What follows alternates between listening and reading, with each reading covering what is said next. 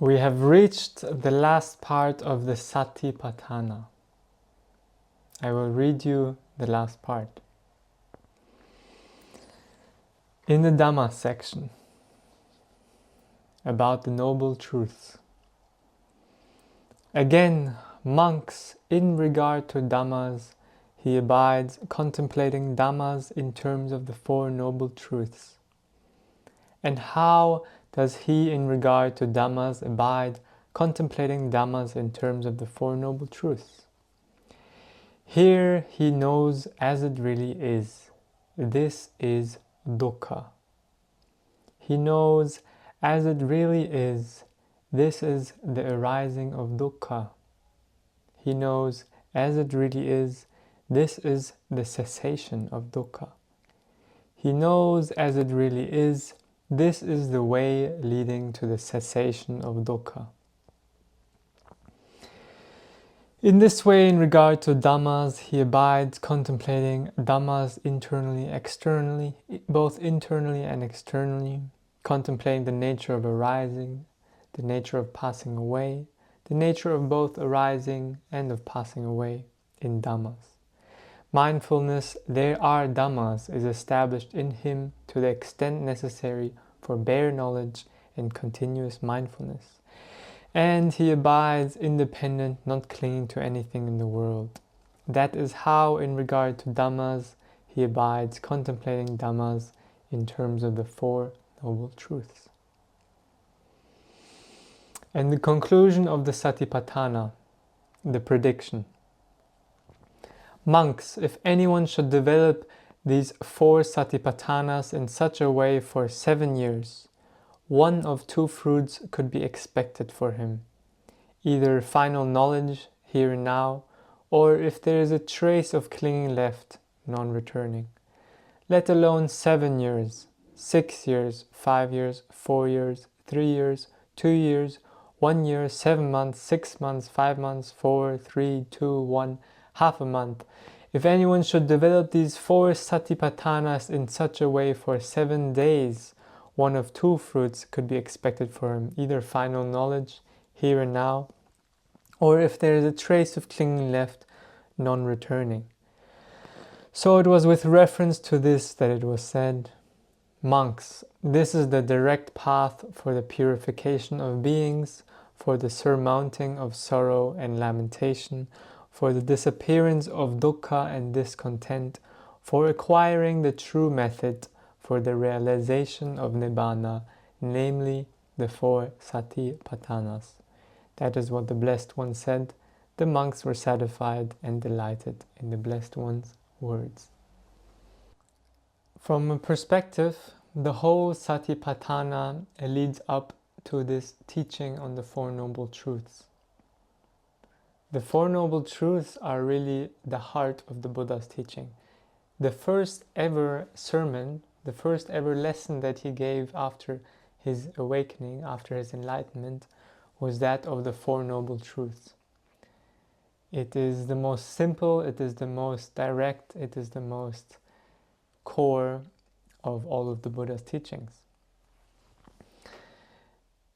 After the Buddha's awakening, he was relaxing for a few weeks. He got awakened after underneath a Bodhi tree, which is why they called it the Bodhi tree. And then he was chilling there for a few weeks, and he was thinking to himself, how can I teach this? This is so subtle. Who will understand this? I don't think anyone will understand what I'm trying to teach or the way that I realized. Maybe I shouldn't bother. But then the thought of his 4 disciples, his 4 friends, his 4 spiritual friends that he was practicing asceticism with. So before the Buddha was awakened, he was practicing a lot of these ascetic practices. Practice of not eating, not sleeping, like really pushing himself to the brink of death. And he had these 4 friends who he was practicing with, 4 ascetic monks. And he felt, okay, if anyone will get it, maybe it's them. So he went back to meet them in Deer Park. And at first, the 4 disciples, they were they couldn't believe that they were seeing the Buddha, because the Buddha had left them. The Buddha had abandoned their austere practices and gone to relax, gone to eat something. How dare he? He forsook the way. But then as they got closer, they kind of realized that there was something different about him. And the closer they got, the more they realized, wow, it seems like this guy has gotten it. Seems like he has achieved something we haven't. And they sat down to listen. And the Buddha, his first words were the Four Noble Truths. The whole rest of the teachings of the Buddha can be seen as an expansion of these Four Noble Truths. It's really the essence of his teaching. In another sutra, the Buddha is sometimes asked many different philosophical questions. What is the meaning of this? Why is this like this in the world? And the Buddha, in response to these philosophical questions, he holds up a pile of leaves and he says, look, from all the leaves in this forest, from all the knowledge in this world, the only thing I teach is Dukkha, Dukkha Nirodha. Dukkha and the end of Dukkha. This is the only thing I teach. There's so much knowledge in this world, but this handful of leaves is what I teach. And these are the Four Noble Truths. So to understand that, we have to first unpack what is dukkha. So dukkha is a Pali word, and it's translated in various different ways, and depending on the context and the teacher and the time. The most common translation of dukkha is suffering. Other translations are discontentment, dissatisfaction, dis-ease.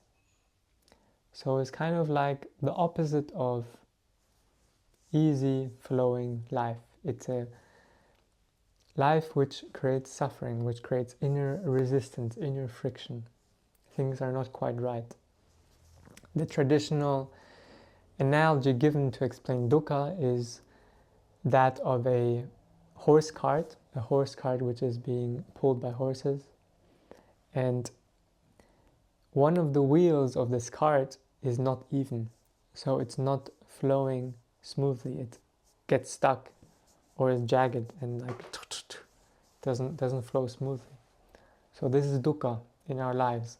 Our lives don't flow smoothly. There is always this inner resistance, push and pull, that kind of sometimes is stronger, sometimes it's not so strong, but it keeps coming back.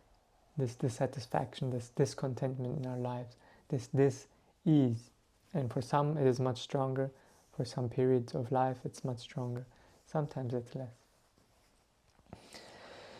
And the Buddha, he said, the first noble truth, this is dukkha. There is dukkha. We have to accept this fact.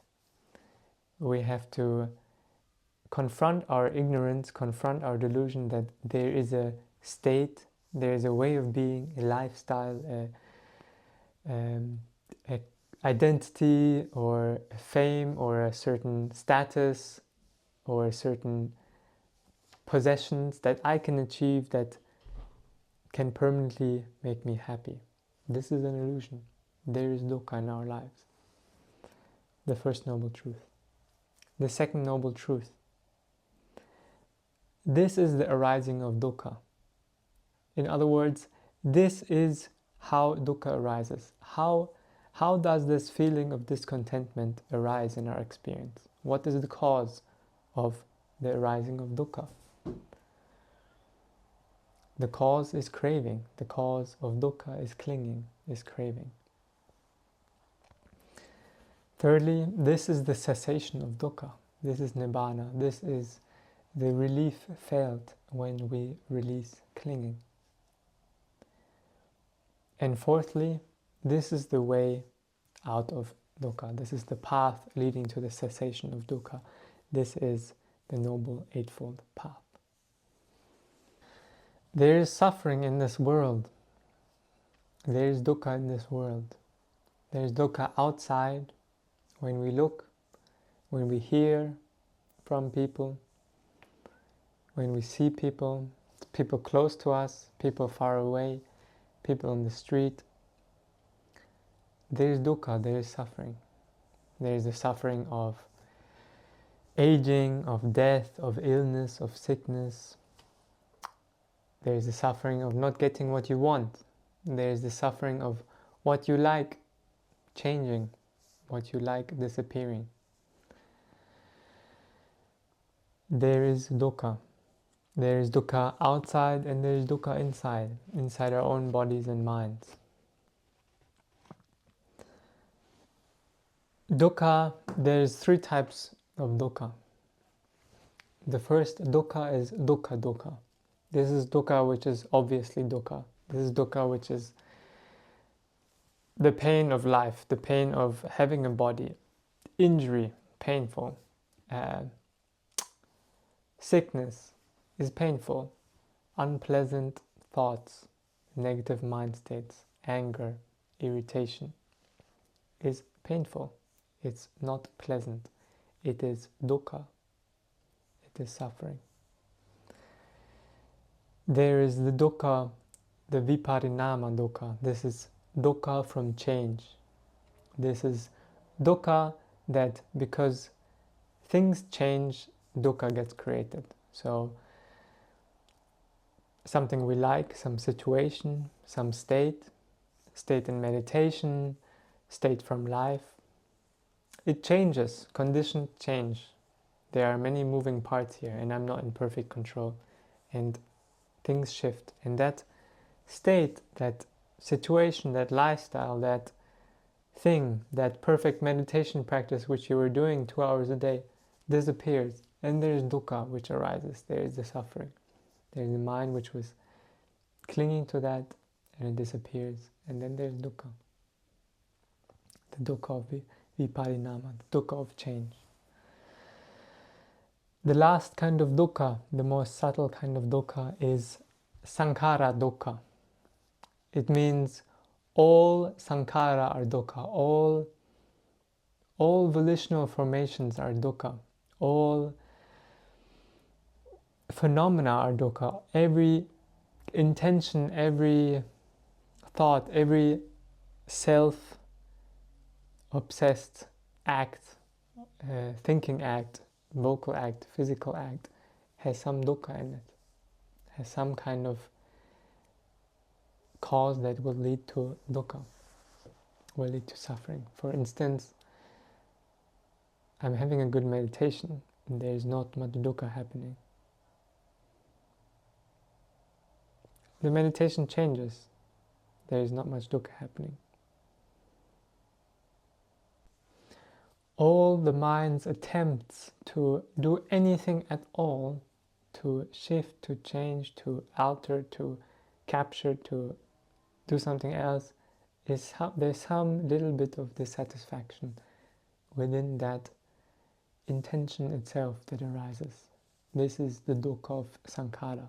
This is the dukkha of our volitional formations, all our intentions and our sense of self that is doing those intentions.